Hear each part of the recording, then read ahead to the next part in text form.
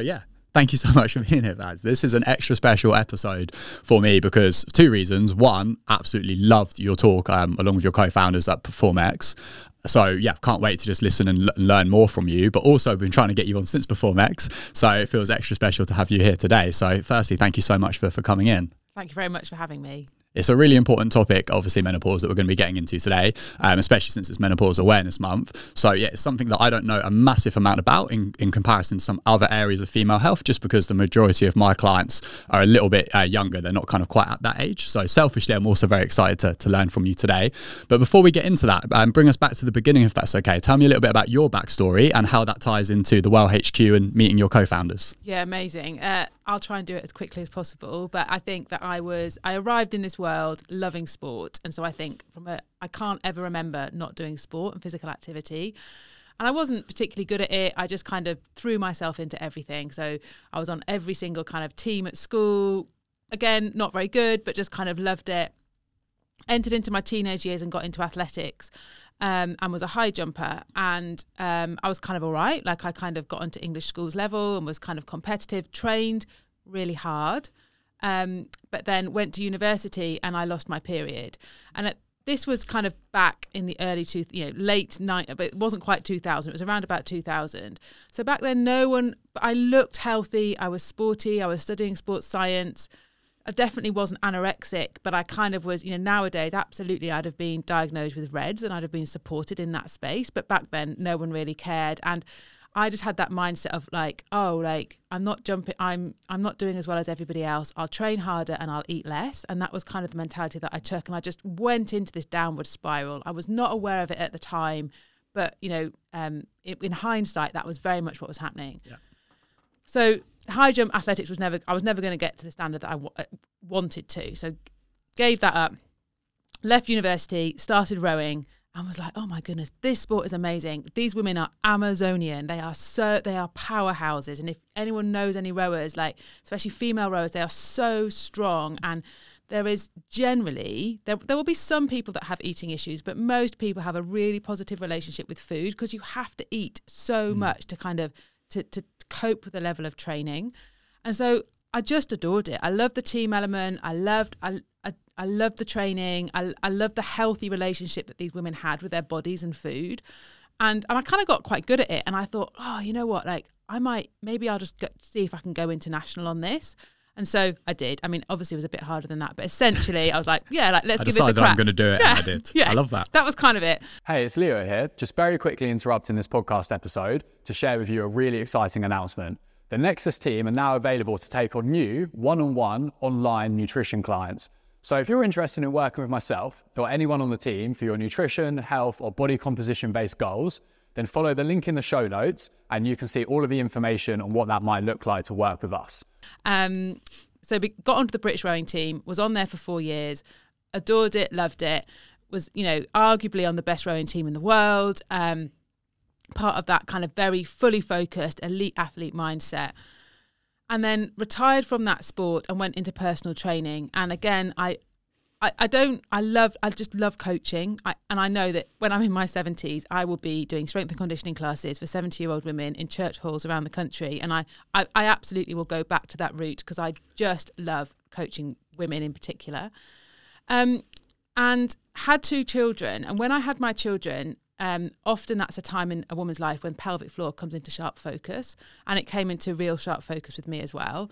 And I thought, you know what, I want to kind of help. I still want to stay in fitness. I want to stay within this exercise space, but I want to help women with their pelvic health, because I can see the impact that pelvic floor dysfunction is having on women, on their confidence, on their mental health, on their enjoyment of physical activity, but not only that, their ability to function in the workplace. And I'm like, these women are literally floored by these pelvic floor issues. So I kind of got fully focused on pelvic health and working one-on-one. My business was thriving. I was like, I never had a problem with getting clients in or filling my classes. It was extraordinary.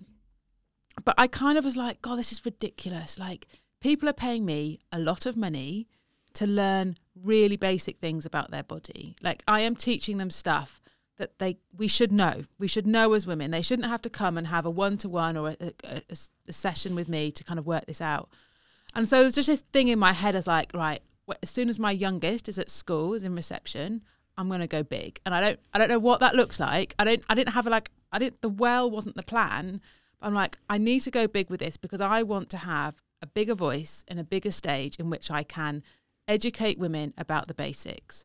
And so that was in my mindset of like, okay, like I'm going to start exploring this. And I think when you're in a place of like being open to see like what's next, like what can I do, kind of the right people come along and you see them and you're like, and you spot them. And so there was a couple of people that I was introduced to and I just knew in a heartbeat, I was like, I want you and I want you. And this is my plan. And I kind of like, can I sell it to you? I don't really know what the plan is, but I know kind of where I want to get to, but will you come with me? Off the back of that, you know, Dr. Bella Smith, who's a NHS GP, we started working in the menopause space together, kind of delivering menopause talks from a medical perspective and a fitness and lifestyle perspective. And then Dr. Emma Ross, who's an academic doctor, who's been the head of the Olympic and Paralympic teams from a physiological perspective. I read about her in an article and I was like, I have to work with that woman, and wrote to her. She ignored me for quite a few months, but eventually got in contact and we just met and I was like, this is the team. Like we can cover the whole of female health. And we also have, all three of us have that absolute belief that you educate people and let them make the choice. We don't come in with an app, with a pill, with a milkshake. Like we don't come in with a fix and say, this is it. Like we've got your solution to all your problems. We say, you need to learn about your body and we will educate you and then you choose. And I just love that. And that's what we started over 3 years ago now. That's so cool. Yeah. I love that story. I mean, I'd absolutely love to spend a whole episode just kind of, I think that would be really valuable from like a startup building a business perspective. So I'd absolutely love to hear more about that at some point if possible. So yeah, super, super inspiring. And then tell me a little bit more about what the hell Well HQ have been up to since you first come together. Yeah, a lot. And it's honestly been the hardest thing I've ever done in my whole life, like setting up this business. Harder than getting onto the British team, harder than getting onto podiums at World Championships. It was, I had never, my whole experience of sport, I'd never really, I'd never felt an injustice. I'd never felt that we were being treated differently to the men, or that the patriarchy existed, or that like men got more exposed. I just didn't feel that, and I just felt it's okay. Like we're fighting, we're trying to get where we want to get to. I was kind of never really experienced it. So our mission at the Well is to educate everybody in sport and exercise about the female body, like full stop. And everyone goes, great, that's a brilliant idea. Like, why on earth are we not doing this already? And, you know, then you go on to explain that actually a PE teacher, a personal trainer, a sports coach, there is no default education around the female body. And we're in 2023 and the majority of your clients, especially in fitness, are probably women. Like, it's awful. That's awful. You might have had a tokenistic dabble in pre and postnatal, like within your qualification, but really there's very little content in there. And so that's what we're attempting to do. And you go, and everyone gets it. Well, the first year, we were having conversations with people who were like, "Oh, we're all right, thanks." Like my gym's full of women, and none of them have ever talked about like periods or sports bras or menopause. Like we're okay. Like my business is booming. Or we talked to an Olympic sports coach, and they'd say, I'm a really successful coach. Like, do you know how good I am? Like, look at all like the medals that I've got. Look how incredible my athletes are. They've never talked about this stuff. Like, I'm okay, thank you. So we spent a whole year like basically having those types of conversations. But then everything shifted and we are no longer, and I think it was partly Davina doing her menopause documentaries, partly the successes of the Lionesses, partly at the Tokyo Olympics 3 years ago, there were a lot of females coming out and talking about female health, but also mental health and their vulnerabilities. You remember Simone Biles kind of like pulling out of the Olympic Games. And suddenly you had these athletes and you had people, Wimbledon, like the athletes saying, we want to wear coloured shorts, we don't want to wear white anymore. So all these conversations started like bubbling up, and it's just really prepared the platform for us to come in. So we're not having to convince people that we need to do this, but now no one is mandating. Like, so you can be a personal trainer and still know nothing about female health. No one's telling you need to do this. And so what we really hope, and I think is actually going to come down the line in the next couple of years, is that national governing bodies, like educational providers will say, to be this, you need to understand about the female body. And as soon as that that kind of stick comes in, it will come on. And it's like safeguarding, it's like mental health, like that there is an expectation there that if you're working with kids, you have DBS checks, like all of that stuff is kind of accepted. We need to get to the place where female health is like that too. I mean, and that's a brilliant segue to my first question, to play devil's advocate, and obviously a broad question, but like, let's kind of set the tone for the conversation. Why is that necessary? Like, give me a little bit of insight into kind of why female health is different, and kind of what are some of the examples where things might go a little bit wrong if we don't understand this. The female body, there are things that happen differently inside the female body to a man, and there are things that happen exclusively inside a female body compared to a man's body. So the things that happen exclusively are we have a monthly hormonal cycle. Every human has a daily hormonal cycle. Only men have a daily, but on top of that, we have to layer on this female monthly hormonal cycle. We have breasts, we have pelvic floors. Men have pelvic floors too, but they do not have the level of vulnerability or dysfunction that females do have. We have unique life stages that we will all go through. So our experience of puberty, if we choose to get pregnant, and even any kind of like fertility issues that come around that, and menopause are things that exclusively happen to females. We will suffer things like endometriosis, and I know that you cover that and you support your clients with that. But endometriosis, PCOS, all of these things. You're not a doctor, but you can still hold that space as a personal trainer, and you can still really support your clients with that. So we, at best, if you don't know a little bit about that, or you're not comfortable with a woman showing up and talking to you about that, you're kind of just not doing a good job. Like, you're not making her as healthy or fit or as strong as she could potentially be. At worst, you're doing harm. So I think that in the world of sport, in the world of extreme fitness, so whether that's CrossFit, whether that's yoga, to be quite honest, whether that's kind of like, extreme bodybuilding, if you don't understand the female physiology, then you're doing harm. And a good example of that is a story that we always say about an aspiring athlete called Bobby Clay. And she was one of those athletes that had been identified as definitely going to the Olympics and more than likely going to be medaling at the Olympics. So she was a really brilliant prospect for the British team. And she never got her period. So when she was 14 and 15, the girls in her class started to get their periods and she didn't get it. So she went to the doctors and they're like, it's all right. Like, it's all right, Bobby. Like, you're okay for a bit. Like, come back if it hasn't come back next year. She went back next year. It's still not there. Okay, like, you're running quite a lot. So, like, that's probably why. So let's not stress about it too much. Got to 16, got to 17. Her period never came. And then she went away to university, and often, you've moved away from your coach, you've moved away from home. She's with older runners. They're training really, really hard. There's this real sort of mindset that lighter is faster. And she's like, okay, like I'm gonna slim down. I'm gonna stop eating as much, but I'm gonna keep training, kind of like what I did. But she was a much faster athlete than I was.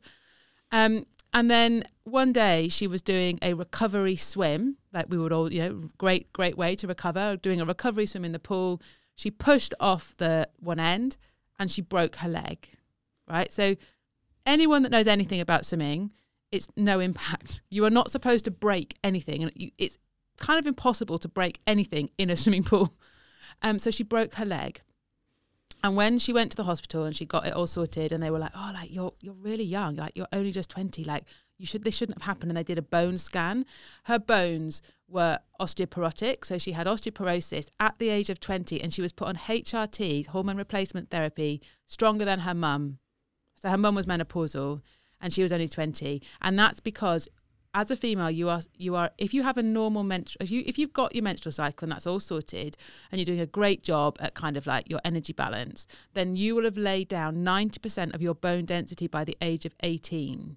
If you haven't got your menstrual cycle, you can't catch up on that bone density, and that's what happened to Bobby. So not only did the nation lose this amazing athlete, actually she's only just got back into running again. Like, that broke her. If you can imagine being loving your sport and suddenly you've been broken by it, and that, I mean, I could honestly sit here all day and just give you example after example after example, not just within the world of sport, but in the world of Gen Pop, if you like, of people, women who have kind of been pushed. They've had this badge of honor. They've had this mindset. And I think that if you have that sort of alpha mentality, and I've had it because I've had my eyes on the prize, like, and you aren't supported by a team that understand female physiology, then it's a duty of care. You harm them. And the way that I really hope we're going with female health is that if you look at what's happening with concussion in football and rugby, if you're a rugby player and you get you know, bash your head on the pitch, and you're on a national team or a professional team, a doctor will spot you and pull you off. Doesn't matter what you say. It doesn't matter if you say, I'm all right, honestly, I'm fine, I'm totally fine, I've got this. Of course, as an athlete, you will want to stay on that pitch, but it's not your job. It's the coaches and the doctor's job, because it's their duty of care. They know the damage that concussion can have. They will pull you off, and you're probably on a return to play guidance for like 21 days. We need to do that with menstrual cycles, and we need to do that with females and say, actually, if you're not getting your menstrual cycle, if you're not in a healthy state, we need to support you to kind of get healthy again. But we're way off that place. Yeah, when you draw that comparison like that, it is mind-blowing that we're not doing that with low energy availability, because that's just as problematic as being concussed. Yeah, totally. Sorry, that story always gets me. I remember I broke my foot, which obviously had absolutely nothing to do with calorie intake, but I broke my foot when I was 17 doing my sport Muay Thai, and that ended my career, is a strong word, but that ended my career in professional Muay Thai, and it is heartbreaking. So that story always makes me a little bit sad. It's your identity, isn't it? Because like when you're a kid, like I was like my best friends were my training team, my training squad, and I trained 3 times a week. You know, before I went to uni, I'd go on holiday with them. I'd literally get home from training, call them up. I'd go out with them shopping on a Saturday. Like, and if I wasn't that, you're like, oh my God, like who am I now? Like this has been my whole identity, and it's just taken away from you. So it is heartbreaking. 100%. I think the only thing I'd love to add to that just quickly, because a lot of coaches listening might be like, or a lot of people listening might be like, well, I'm not a GB athlete. But something you said earlier where you were talking about sport and kind of fitness, and this concept now that fitness in itself has become a sport, I think it's really important for people and coaches to understand. There's so many coaches that are training women that, okay, yeah, they're technically not athletes, but they are training for CrossFit comps, even if they're just fun ones. You know, they're training for high rocks. Like I just did a comp on Saturday. I'm not a professional athlete, but there's so many girls that I'm friends with that are lean, that are training 6-7 times a week. They're trying to be good at several different types of fitness because they're doing functional fitness comps, and they are essentially an athlete in the sense that they're training hard on purpose. And it's not, even if you're not working with people that are GB athletes, you still need to understand this. Yeah, you absolutely do. But you don't need to be an expert. And I think that is, that can be a challenge for personal trainers, because obviously as a personal trainer or a fitness professional, you are an expert. That's why people are giving you money to kind of help and support them. But so you could, if you've had no lived experience, basically you're a man, you've had no lived experience of any of this female health issues, or like, you know, you're a woman that's kind of been totally fine with a menstrual cycle and got no problems whatsoever. You can be like, well, how can I even support these people if I'm not an expert? But it's holding a space so the female, the whole of that woman can show up. And there was an example the other day where, this was a terrible example, but a friend of mine was in the gym, and she just saw a personal trainer, like client interaction. And the woman said, oh, I'm really sorry. Like, I've just not slept all night. Like my anxiety is through the roof. Like this perimenopause stuff is like I'm really struggling with it. And the personal trainer said, like, just don't talk to me about that. I don't talk to me about that. He was so upset. He just couldn't handle the fact that she was attempting to talk about menopause. Wow. My friend then went to the manager and had like a massive go. Said, "This is outrageous. Have you just seen what's happened in this space?" And I really hope that's not what happens normally. But for a woman to kind of like show some kind of level of vulnerability, and for a personal trainer not to be able to just hold that space and say, God, I'm really sorry to hear that. Like, how about we do a bit of an extended warm up, get you mobilized, get you going, and then I'd really love to kind of keep on with plan A. But like, if we need to address that, then of course, like, let's have a look at that. But just because it's female health, like if she'd said, God, the kids were up all night, like they were vomiting, or like I've not had any sleep, he'd probably be able to handle that. But as soon as you put that female health bit into it, some people will panic.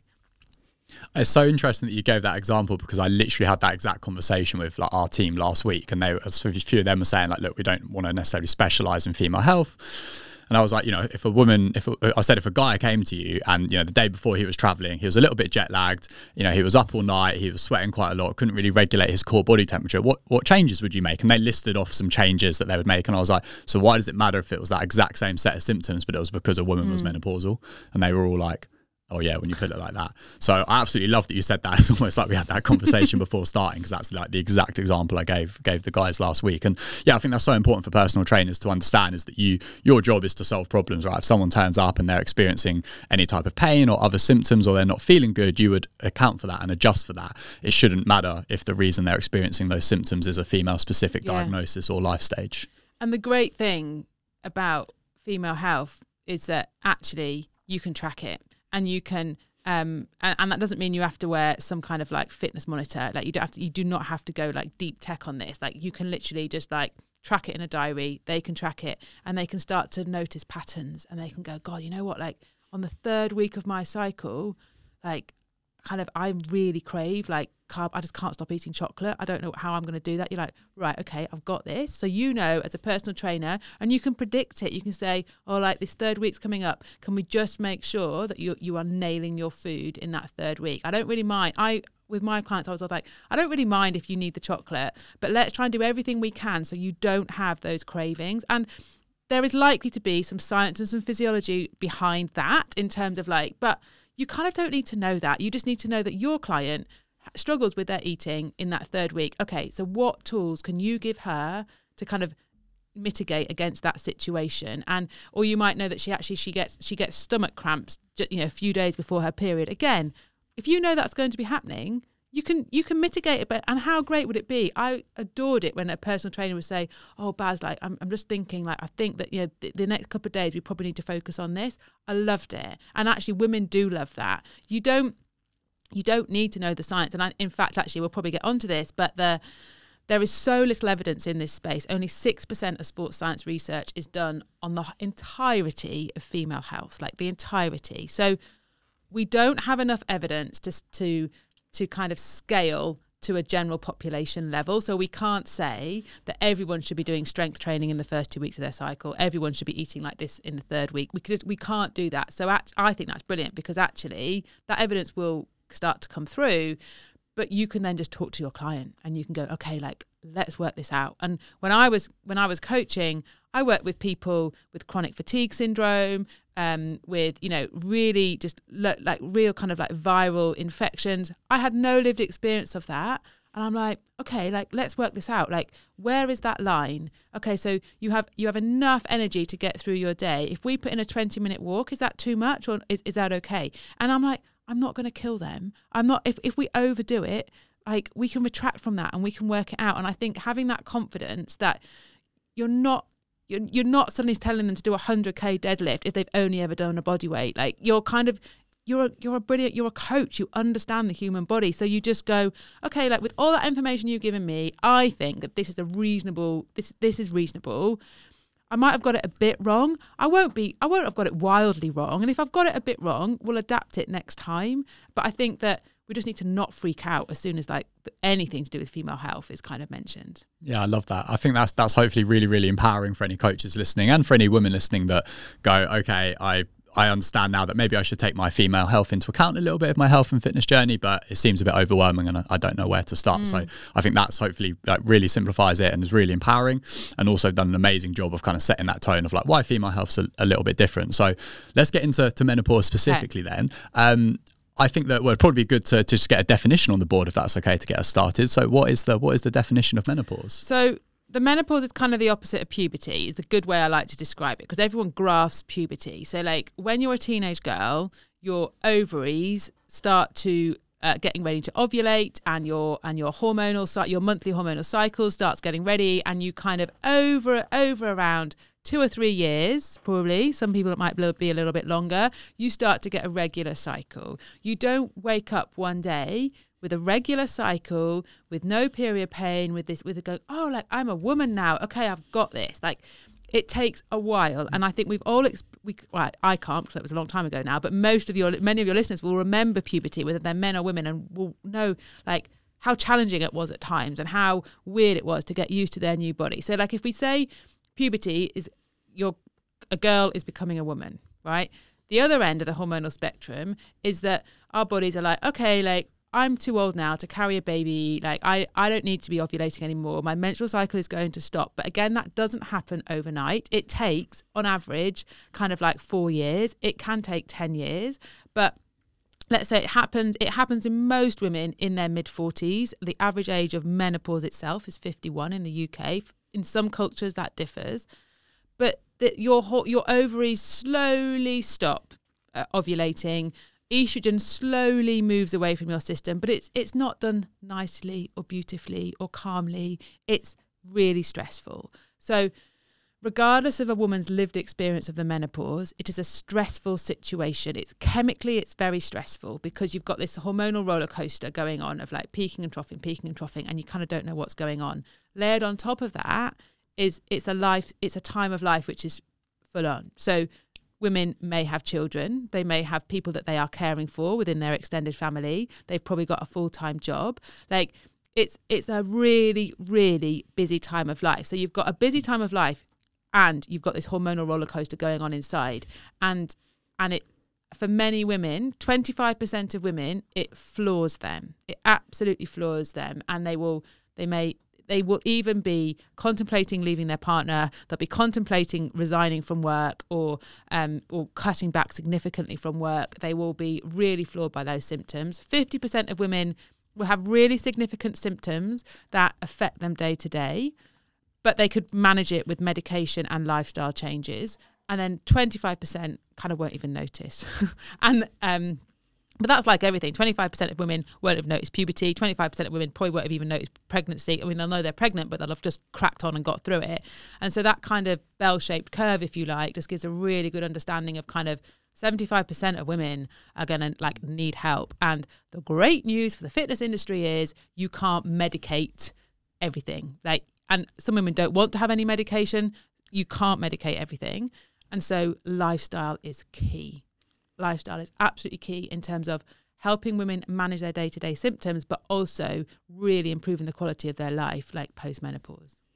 I think I've never heard it explained that way, puberty in reverse. I think that's a really great explanation, and something I didn't really appreciate until you've just said it there is that often women of that age have people that are like younger than them that are still dependent on them, and sometimes older than them that are still dependent on them alongside your job and everything else. So that is a lot going on, isn't it? And it's a lot going on. And again, this is a huge generalization, but women tend to put themselves last. Right? I don't, because I work really hard on it. But many women do. And again, in this space, they will feel, and especially at the moment with the cost of living crisis and money being really tight, for a woman to get to a fitness class, to get to a netball session, that you can't just show up, right? You can't just go, oh, Monday night, great. The amount of life admin that goes into me getting to the gym is huge. It is ginormous. I have to coordinate work. I have to coordinate childcare. I have to coordinate my husband. Like I have to coordinate all of that to get to the gym. And I think and I have to pay for it. And I'm like, and women have so much guilt paying for them, they see it as an indulgence many of the times. And it's the same with going to see a women's health physio, going to see a normal physio, getting any kind of expertise. If you're like, oh, it's only menopause, it's only like a bit of hot flushes, it's only a bit of pelvic health dysfunction, I can kind of probably cope, like I'll be all right, I'll keep pushing on. And I think it can be challenging to kind of support women. And that's why I go, I do talks at gyms and I talk with personal trainers a lot. I'm like, you need, if a midlife woman rocks up at your class, you need to celebrate the fact, if she's 5 minutes late, who cares? If she's busted, like if she shows up broken, like you need to celebrate that she's got there, because the amount of effort that has gone into her coming to that class is huge. And you need to just make her feel utterly terrific about the fact that you don't have to patronize her, but you just need to go, oh my goodness, like I'm so delighted that you're here. I know you haven't got much time. Let's make the absolute most of this time that we've got together. I love that. I was definitely guilty of that when I was younger as a personal trainer, being like, why are you late? Yeah. You're like, you're not respecting my time. And then I was like, hold on, I'm talking to like 42-year-old women. So. She's got 4 kids. She's just like, she's been up since 5 o'clock in the morning. Like, yeah. Okay, cool. Like, just give her a break. Yeah, there's probably a few apologies I need to dish out to the clients I had when I was 18, 19, but I'm getting there, I'm trying. So no, I love that. I guess if we start kind of moving through it from like obviously building up to menopause, what are some of those lifestyle recommendations, if any, that women could maybe do to like support going into that perimenopause period? Yeah, I mean, strength training. Like we have to, so it's, and I think it's having its time, isn't it? Really, strength training is a kind of like a more acceptable thing that women want to get into. The issue is that they're 40, they're in their 40s. They may have had children. They probably haven't ever been taught how to move. They probably have never been taught how to lift weights. They may well be overweight. They may well be carrying injuries, and so you've got to kind of like get through all of that and not give them pink dumbbells or a pink kettlebell and kind of like tell them to do kind of like, really kind of like pointless stuff. But you're like, okay, like from the age of like from your mid 30s, if you're not lifting weights, your muscle mass starts to decline and your bone density kind of arguably more importantly starts to decline. You can counteract that with heavy lifting, but you need to teach people really well. Like my obviously my background is in rowing, so we just squat and deadlift the whole time. Like that is literally all we do is squat and deadlift. But I just think that if you can teach a great squat and you can teach a great deadlift and you need to get as much load through that system, especially like in the hips and the glute area, and you can teach a woman how to activate her glutes. Most women do not. We preferentially use our quads, so many women just can't. I mean, I was literally in the office yesterday with my team and some of them are like, clearly into all of this, and they're like, yeah, like I had a session with a personal trainer and they were like, you're not using your glutes in any way, you can't activate that. And so it's okay to massively regress, but to say, okay, like we're gonna I really want to work on this glute activation. In the meantime, we're going to use the leg press and we're going to use the machine weights, or we're going to use some safer options. But my intention is I want to get you to a full barbell squat, a full barbell like deadlift. But I'm going to, over time, we're going to kind of move, we're going to move you along this continuum. So strength training is really, really important. But on the flip side of that, we just need to move. We just need to move. And I think that if you'll have some clients that will really want to kind of get into that sciencey and kind of do the right thing, and other people, it doesn't matter. It doesn't matter what they do. They just like do what they love and make sure they can keep showing up. And if it's boxing, if it's Zumba, if it doesn't matter, it's irrelevant. Like movement is the key thing. But we need to take into account these injuries, their breasts, like the fact that they may not have they may have never been fitted for a sports bra, and the larger chested that they are, the less likely they're going to enjoy physical activity and they're going to drop out. And then their pelvic health. So if they're doing a class and they're leaking or they're worrying about leaking, then they won't tell you, but they're not going to come back. And they're not going to push themselves into that place where they can get those fitness gains. And so in the work that we do, in like the courses that we put together, it's like I don't just talk about strength training in menopause. I do strength training, breast health and pelvic health, because those three things have to come together, and a guy can handle it. A guy can honestly handle those. You don't have to fix a pelvic floor. You don't have to fit. You absolutely do not have to fit her for a bra, but you will know the websites to send her to, the local physios to refer her to, so that you can make sure that her body's not holding her back from getting the gains that she can get. Let's touch on that a little bit more, if that's okay, because I'd never even really thought of the sports bra thing until your talk at Perform X, and I think you were saying something about how wasn't the GB Olympic team like one of the last teams in the world to actually adopt like custom bras for different sports? I don't know if they were the last team. I imagine they were like there's other teams out there that still have not been fitted for sports bra. But Tokyo, right, that was the last Olympics. We've got Paris next year. Tokyo was 3 years ago. Was the first time that the British team were fitted for a sports bra. So up until that stage, Adidas was the sponsor, and you get your bag of Adidas kit, and it was small, medium, and large, right? And so you got a gymnast and a weightlifter and a hockey player and a boxer all wearing the same style of bra, right? So they'd be different sizes, but small, medium, and large, but not the appropriate type of bra.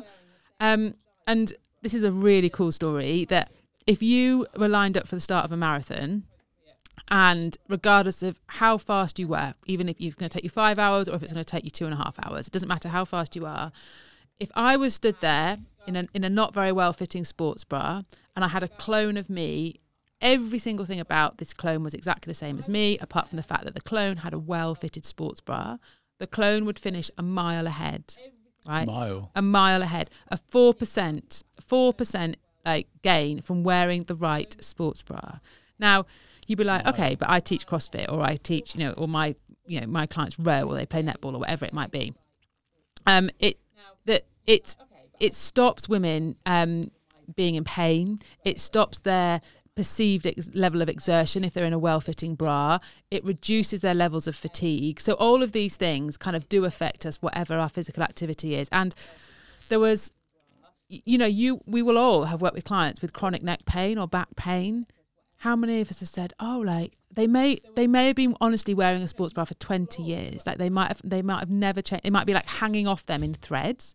And it's like, okay, like, have you been fitted for a sports bra recently? Is there something that I've got someone locally, or I've got a great website where I can refer you to get an online bra fit. Like, why don't we look at that? It can make a huge difference. And it also, I'm sure many people listening here are like really into like breathing and breath dynamics and stress levels. Like if you're not in a well-fitting sports bra, like you're kind of like you're hunched over because your posture is not being supported. That can I've just said menopause is stressful. Not having a sports bra can increase the level of stress in your system because you can't breathe properly. How cool is that? Like how amazing is that, just by getting your clients, and you don't I've just worked with a big gym chain in the UK, and I've done a pilot with 50 of their personal trainers, some of them really young guys and some of them like young women too.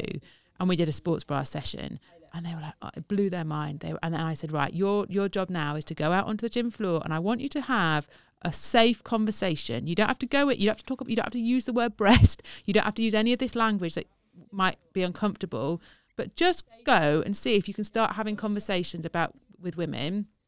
And they came back and they were like, oh my goodness, it was amazing. And they're not experts. And I think that what's really important is that some women won't want to talk about it. And this is often a question that I get, will be like, well, how do I make sure I don't overstep the mark? Like, how do I not like, oh my God, I've read Baz's book, or I've just like listened to it on a podcast, right? I'm going all in. You don't do that. You don't go onto the gym floor and say like, oh, hi, like, how's your period this month? Like, where are you in your cycle? You just say, oh, like, I've been reading a bit about female health, and I'm like quite interested in like learning more about the menopause. Those people that want to share with you will literally not stop talking about it. Some people might be like, oh, that sounds interesting. Yeah, I've read this, or I'm interested in this. People that want to shut down that conversation because they think it's a private and personal thing and they've got zero interest in talking to you about it will just change subject. And you're a coach. You'll know. You'll get it. You'll totally get it. But it's that having that confidence, I suppose, to go into that space and introducing a new way of supporting your clients. I love that. I think that's why it's so important to create a little bit of content around it as well, and send people that you're meeting on the gym floor to your page, because then they can see you talk about it in a way that isn't directly you talking about it to them, and then that can obviously just open up the possibility of that conversation, because not everyone's going to be ready to hear that, but that's really great advice. Where can people, just going back to your point earlier in terms of like sending clients for more information on sports bras, where are some of those places you'd recommend? Because I don't know any, and I'd absolutely love to send a few of my clients that I can think of to that somewhere. There's a great website called Do, and they also do online bra fits, and there's some really good there's some really great videos that they can just watch, but also they can for a very not very expensive, they can just book a 15-minute bra fit online, and literally these bra fitters will say, right, put your bra on, tell me how it feels, and tell me what exercise you do, and then they'll go, okay, like, and they'll say, oh, put on the other one, and then whatever bras you've got at home, and they'll say, okay, like, my recommendation is that actually you probably need this type of fitting bra, and there will also be there might be a local kind of underwear shop, and they might have some good bra fitters in as well. But it's in this female health space, I just think obviously, like, there are websites out there, but also go local. Like, I just think as a personal trainer, that was something that I always did. I had this incredible like referral network locally, And we just kept each other's businesses thriving. Like, I can't fit a bra. I can't do a pelvic floor assessment. I can't support a menopausal woman with, you know, with a bit with weight loss, but I can't go specific with weight loss. I'm not nutritionally qualified. So I had these amazing people that were experts, and we all supported each other. And I think that that's what I really encourage people to do, because if you bring up the subject, and this is like a relatively serious point, if you kind of go into this space and talk about breast health or pelvic health, like, you will be out of your depth pretty quick with the people that want to overshare, and you need a backup. You need a backup when you are outside of your scope of practice, and because you can't just, I don't know, like, I kind of spot this trend happening where people are like, feel like, oh, look at me, so totally cool, talking about like quite traumatic things potentially in people's lives, whether it's a mental health thing or a pelvic health thing. Some people have pelvic floor issues because of sexual abuse, and you can't just kind of waltz in to a situation talking about pelvic floor. Someone might say, well, actually, yeah, I have got a few issues with that, and I'd like to go and see somebody. And you go, oh, like, literally, that's all I've got. Like, that's the level of my information. So you just need to know, is there who would you recommend for therapy locally? That's an obvious way to, and who's your women's health physio? But you need to have really clear referral. If you're going to talk about something, you will be out of your depth, like you would with anything, not just women's health, but like you would with anything. And I don't like it when people almost like pick the scab and then like, and just say, oh, like, I'm really cool talking about this, but actually they're not there to kind of like then truly support these women. And saying go to your GP is not enough, because we know that actually GPs are not trained in this. This is not their area of expertise. If a CrossFitter walks in and says, oh yeah, I'm leaking a little bit doing double unders, they don't it's not that they don't care. It's not where the NHS is at. The NHS is there to keep you alive now. The NHS is not there to do everything that we would love them to be able to do, because they just don't have that capacity. So as a PT, you have to kind of build this like incredible network around you that can support these people that are trying to keep going with their exercise. Yeah, that's such great advice. I'm just thinking about how I haven't done it on purpose, but over the years I'm like, yeah, I've got that person. Yeah, I've got that person, and didn't even really realise that I'd been doing it, but just as you said, naturally it's a result of being curious, asking questions, going, okay, amazing, I don't have it anywhere now for that, so let me go and find someone for you. And then as a result, that's built up over time. But I think in hindsight, I definitely could have been a lot more proactive of just pulling all of those people together much quicker rather than letting it kind of organically happen over the years. So that's really great advice. Going back to kind of then some lifestyle stuff around menopause. So obviously strength training, really great point. But as you said, probably enough barriers to exercise. So if you enjoy any form of exercise, that's probably better than nothing. Anything else other than kind of getting into strength training that you'd recommend to support women going through menopause? I suppose I'd like to talk about the structure of a session, which I know is kind of like pretty specific. But I talked earlier about how you need to celebrate these women showing up. Yeah, brilliant. So let's say beyond a totally committed woman that kind of wants to kind of train every single day, like the normal kind of person will probably want to train 3 times a week. They're exhausted, right? The most important thing for a midlife woman is that she gets a good night's sleep, honestly. Like, and that is like sleep and insomnia becomes a big issue around menopause, partly because of hot flushes, partly because of what's going on hormonally, partly because of the stress of life. Like, that's when you churn all your thoughts. And so sleep is our medicine, is our like restorative process. And so really thinking about when are they doing their exercise. If the exercise is amazing, we have to make that happen. If the only time they can train is at 7, 8 o'clock at night, you need to make sure that cool down is epic, that cool down does everything to tap into that parasympathetic nervous system and genuinely cools down, like reduces the heat in their system so that they can go home and have a great night's sleep. If the only time they can train is 6 o'clock in the morning, right? You're like, okay, they've got to train at 6 o'clock in the morning. They've not got in home till whatever time, like, and then they've got a full day's work. How does she show up at 6 in the morning? Like, and I have not depleted her energy so that she just can't function that day. Like, it's like, okay, so I need to make sure she's eaten. And people are like, oh, I can't eat before training. Yes, you can. You can. Everybody can. Even if it's half a banana or like half a smoothie or like an orange, it doesn't matter what it is. We're talking 50 to 100 calories, like a tiny amount, but we need, especially females, need to eat regardless of what life stage they are before training. And how can you make sure that she eats afterwards? And that is like right, if you're training at me at 6 o'clock in the morning, these are your rules. Like, the only way you're training with me is that. Like, you're not just responsible for that time. And then within the session, I honestly believe that we have to be really positive about a female's capabilities. Like, they can genuinely do anything, but the older you get, you just can't ignore the stuff that everyone's been telling you to do your whole life, like you can in your 20s. You have to warm up. And a warm-up is not straight into walkouts and shoulder taps. Like, that is not a warm-up. Like, we have to fully mobilise a female's body the older we get.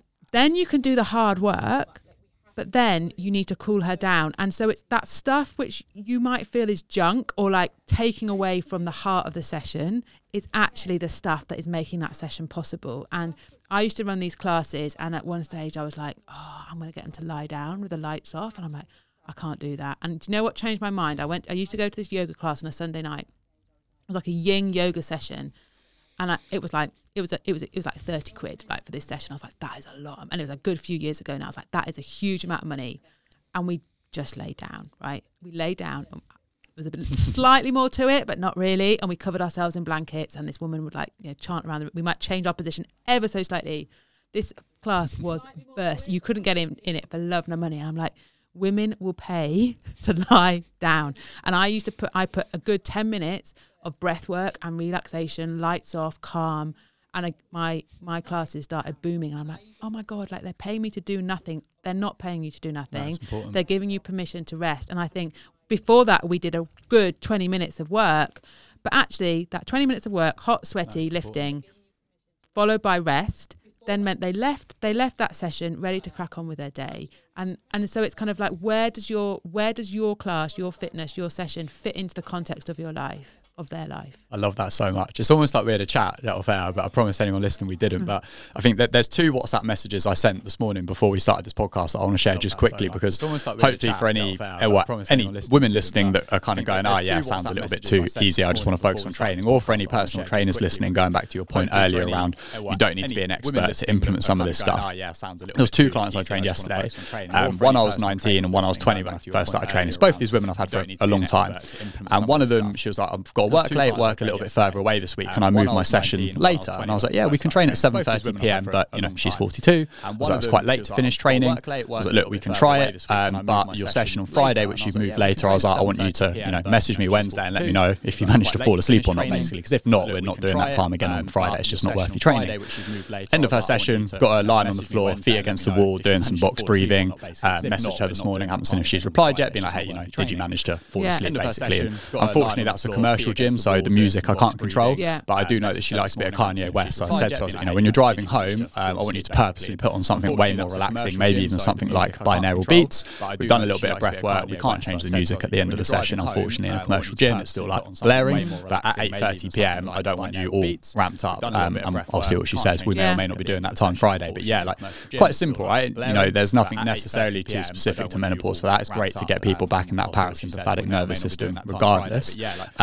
But yeah, just hopefully a good example of kind of what you're saying there for clients. It's you having the discipline at like 8:15, 20:08 to not go, I could just do another round of this, or we could just, she's loving it, like I'm gonna keep, actually should we just crack on, like, let's bash this out. She's training for a high rocks as well, so it's not like there isn't a big event coming up that she's training really hard for. No, we're going to stop, because the most important thing is that you get that night's sleep. And they, like what you've just said then, I don't know, like, I was brought up, I did that in my personal training session, and I was brought up in that era of kind of like, you don't flex to your clients. Like, you tell them, like, they do their sessions. If they're late, you charge, if they don't show up, you charge them. Like, it was that kind of, I don't know, I seemed to be like supported by people that were kind of like, they weren't anti their clients, but they're like, if you're going to run a successful business, like, you have to do this and this. Almost like you're a business person first and a coach second. And you kind of, but then you're like, gosh, you know what? Like, there was probably being, like,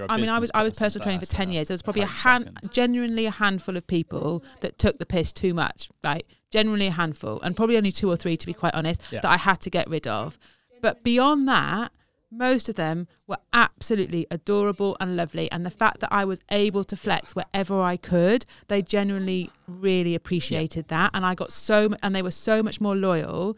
And and again, like, it was only a couple of people that I was like, you know what, this isn't working, like I'm done. Like, but I'd rather it that way than me always like having to push and be that kind of like just a bit angry and like too hard ass with them. Yeah, I think that's super important, and especially if you're probably a male personal trainer that can't relate to menopause, which hopefully you've done a great job of getting across. And again, I was definitely guilty of. I think that's super important when I'm younger. So a few clients I probably owe an apology to, but no, I think that's really great advice. And the eating thing as well, super important. Same thing. Another client yesterday turned up, so I haven't eaten. So okay, changed their session a little bit. She wants to build up to a high rocks next year, so obviously we're doing quite a lot of conditioning work. Pulled that right back. Lots of isometrics, just matched the session to the fact that it was 9:30 in the morning. She still hadn't eaten, which is obviously not that early at this point. I messaged her this morning, like, you know, she's going to do her own workout today. I'm like, hey, have you eaten? Like, yeah, 2 eggs on a bit of sourdough. Cool. So yeah, it is important to be chasing clients up about these things. Hey, have you eaten? Like, amazing. So other than that kind of session format and being adaptable with that and strength training, anything else that you'd recommend menopausal women focus on? I mean, I'm obsessed with pelvic floor, so as you may have noticed, I've mentioned it about 10 times already. But anything else that you'd recommend menopausal women focus on? Women, regardless of whether they've had children or not, the pelvic floor will be affected at menopause, right? So our body has got estrogen receptors all over it. So estrogen is responsible for our muscle strength, for our brain health, for our cardiac health, for lubrication of joints, like everything. So when estrogen goes on this roller coaster, that's why our whole body is affected. Our pelvic floor is exactly the same, and the vagina in particular is very rich in estrogen receptors, so that when these estrogen levels drop, regardless, again, if you've had any children, your pelvic floor will be affected, and you will find women going, God, I've not changed anything. I'm doing exactly the same as I've always done. But suddenly I'm going out for a run and I get this irresistible urge to empty my bowels or need to go to the toilet, or I'm leaking, or I'm getting some kind of like feelings of heaviness, you know, in that part of my body. I just don't get it. Like, nothing has changed. And it's purely and simply the estrogen levels are dropping. So women should be doing pelvic floor their whole life, but especially around this time, and they shouldn't be. And if they're not getting professional support with it, they will be self-managing. And how women self-manage pelvic floor dysfunction is by wearing black, which is kind of like, okay. They will wear period products to kind of absorb anything, and they'll also stop drinking. So if they're, you know, that client that you've just mentioned, if she was coming to see you at 7 and she's worried about like leaking, she may well have stopped drinking at 7, so at 12 o'clock. She might have just said, actually, because logically you think what goes in comes out. That's not how the body works, but kind of like that's a lot how women think. So all of those things are not fixing the problem. Like wearing black, wearing sanitary products, not drinking is not fixing the problem. It's kind of like a cover up. So we just need to be more open with discussing pelvic floor. And you might be like, how am I ever going to do that? And it might be that like 1-to-1 might be too much, but you could write a newsletter. You could have a pelvic floor workshop. You might not be comfortable delivering that because you might not have any expertise in this space, but you could get a local women's health physio to come in and do a pelvic floor workshop. And I can guarantee that will start to like throw things up. You could say, you know, oh God, I've just read a chapter of a book, or I've just listened to a podcast about how, you know, actually some weightlifters like have pelvic floor issues. And you don't need to say leaking, you don't need to say prolapse, you don't need to say vagina, you don't need to say any of these words. You can just say pelvic floor issues. And again, some people will shut that conversation down. Some people might be like, oh yeah, like I actually, that, you know, I'm a bit worried about that. It takes women 7 years to go and see a doctor from the first time they experience dysfunction to go and ask for help. And it stops women from doing exercise, right? The people that love exercise will self-manage by all those things I've just said. The women that don't like exercise will just not come. And so by addressing pelvic floor, and, you know, no one knows how to do a pelvic floor exercise. It's an absolute myth. Like, so I'd been on the best rowing team in the world. I was 38. I'd had 2 children. That was the first time that anyone had ever told me about pelvic floor. I'm like, this is bananas. Like, how have I got to this life stage with all this experience of sport and fitness and life, and I still don't know how to do a pelvic floor exercise? So you can't just say to a woman, oh, and do your pelvic floors, or, you know, when you're doing a sit-up or a bridge or something, like, oh, and lift your pelvic floor. They won't know what to do. They need to be taught how to do it. And that's why we need those expertise. Personal trainers can do it. That pilot study that I've just mentioned, I've taught all those personal trainers how to teach a pelvic floor exercise. We can absolutely handle it. But if you haven't trained with me or you haven't got that experience, get a local person in to do it with you.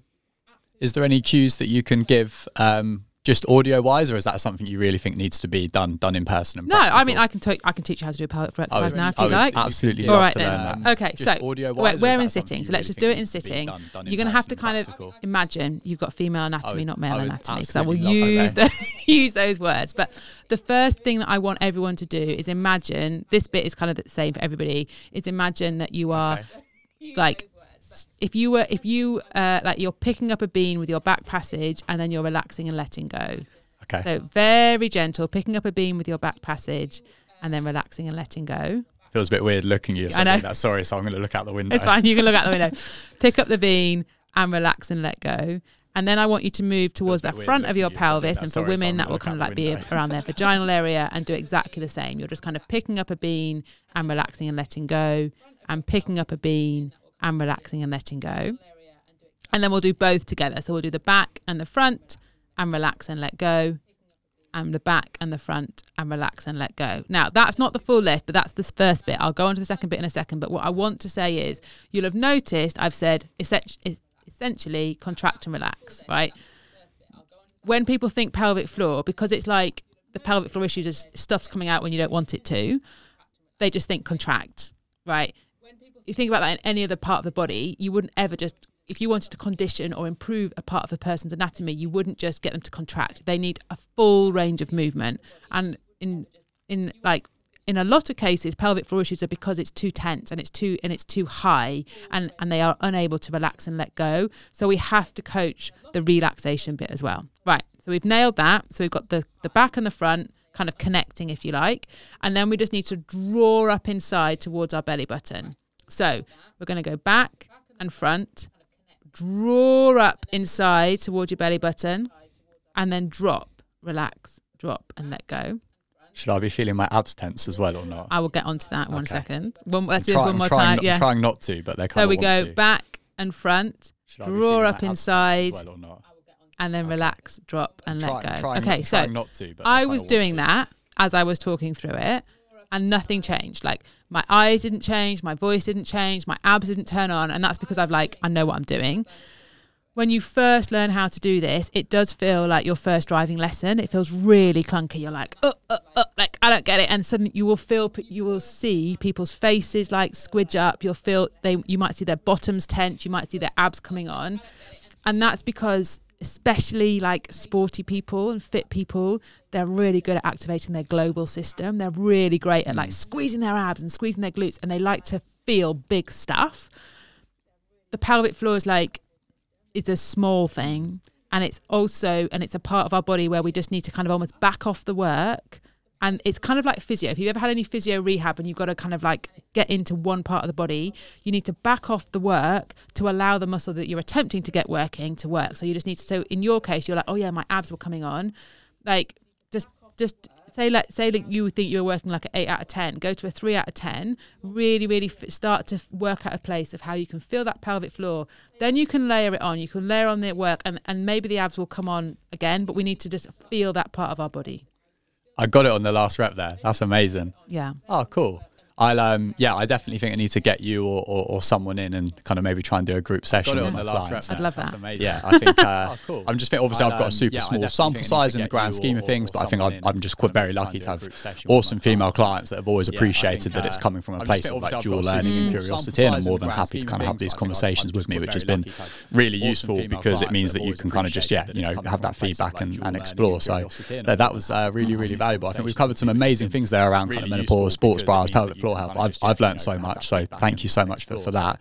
Where can people find out a little bit more about you, your work, any resources, obviously what the Well HQ are up to?